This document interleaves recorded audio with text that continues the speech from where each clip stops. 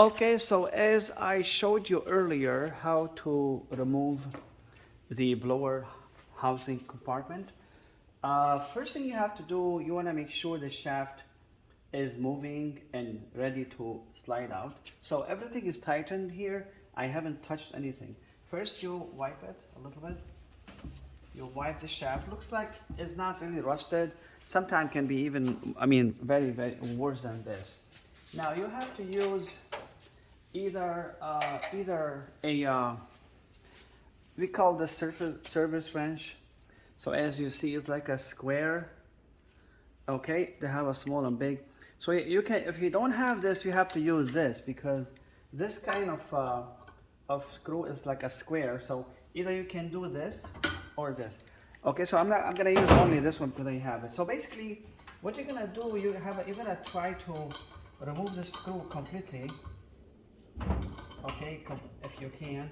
Sometimes try first to see before you remove it all the way. See, maybe you're lucky. Oh wow, this is very easy. Sometimes it could be really stuck. You have to hold the flat surface with this and try to undo it and put some oil.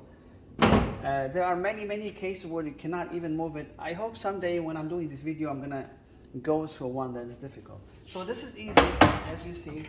Now all what we have to do now is remove the wiring, and as you see, there's one 5/16 that has to do with the ground, and here you just have the capacitor. Now if you have to remove the capacitor, it's easy. There are two screws. Actually, I'm gonna remove them. So this is the 1/4, okay? They're a little bit small different. So this is the capacitor. So just so you know, capacitor usually goes by microfarad. I will show you in a minute. This one is, for example, 5 UF, which is 5 microfarad. Now remember, if it's a 370, you cannot, you can put a 440 volt.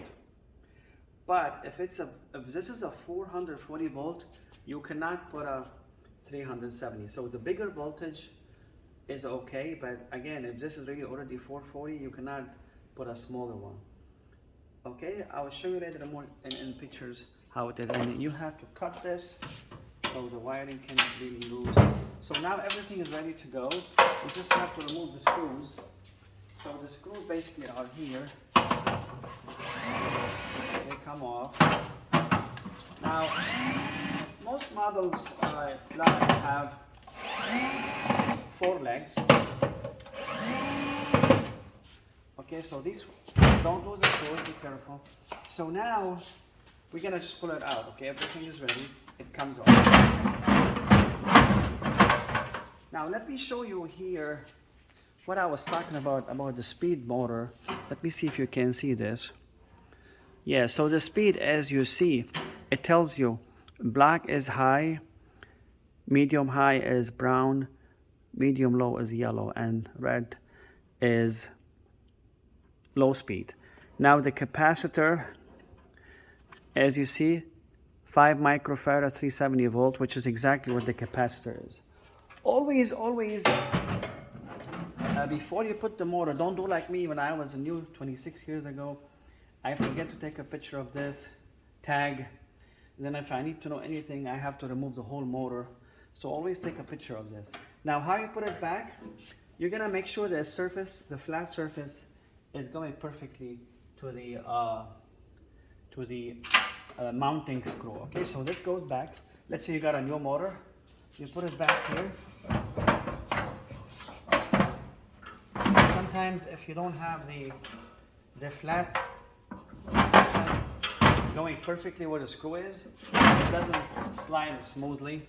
And then you put the screws. Now, one thing you have to remember about this furnace, see, Lennox are nice. They weld a nut here. So if you go crazy when you're tightening with a powerful drill and you're not careful, usually the other models, it's just the surface of the housing. So the steel is very thin, so if you go a little bit stronger, right away it will strip. But Lennox, I like them. Really, these people, they pay attention to small details.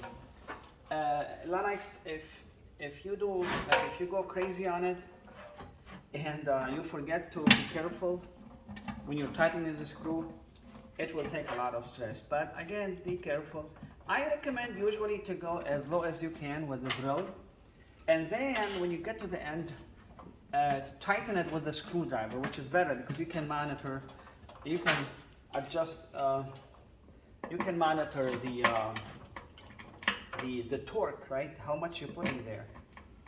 See, like when I go like this with this, I go down as much as I can. Okay. As soon as I get to the end, I just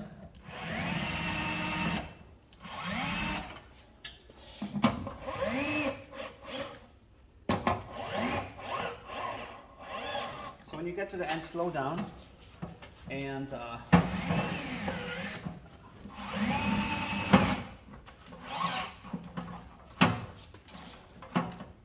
so this one gonna start.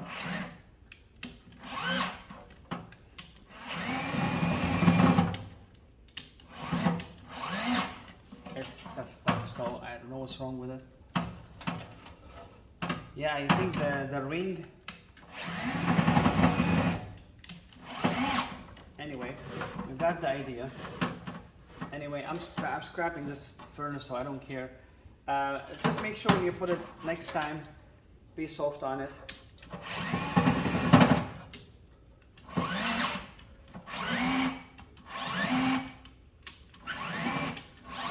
Anyway, so when you get to the end, try to use a screwdriver so it doesn't really push it like crazy, or you don't strip it. So let's say this tighten with the, I don't have this the one to do it with the hand. So let's say you tighten with the hand perfectly. And then the next step will be make sure you match perfectly on the flat surface. And the other most important thing that everybody has problem with is when you put the wheel, you have to balance it, you know. You have to look, make sure the spaces from each side are equal. So the wheel does not touch the housing, right? Let me see if you can see it. Okay, so I think that's clear. So make sure the wheel, you can move it. Don't leave it too close and too close here. Try to balance it in the middle. So if you can see like that, it's perfect. And then you tighten it. Okay, so I make sure the space is perfect. So it's perfectly, and then we can tighten it. And then when you tighten it, you can go crazy on this. I don't care how strong you can go. Like now look, this 1, 2, 3. You can also go 4. Okay, no matter how strong you go, it doesn't matter. It's always better than this get loose, and then you have no idea how much trouble will happen if this is loose. A lot of time I go, the shaft is all damaged, the whole thing is making noise. And then always test it with your hand like this. See how smooth it's running? Okay, so that's all what we have for this video, and then you put it back. I showed you the video. There are like lips in here and lips. So you're gonna first match it, and then you slide it all the way, and then you have a place for the screw. Now here, you have to be careful. The screw have to be matching perfectly. When you go all the way to the end, the screw has to match perfectly with where you have to connect it. If you don't see it, it's either you are still a little bit, far from the end, or maybe you pushed it too hard.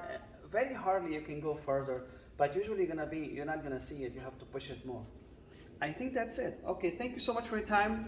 Again, I appreciate your patience and you're putting up with me. I'm new on eBay, so it's only my few days. I appreciate your patience, and again, I'm just trying to learn. I know there are a lot of stuff that sometimes I say wrong because I'm trying to put my thoughts together. So I might call the control board. I might call the motor sometime control board. So you know that I'm not.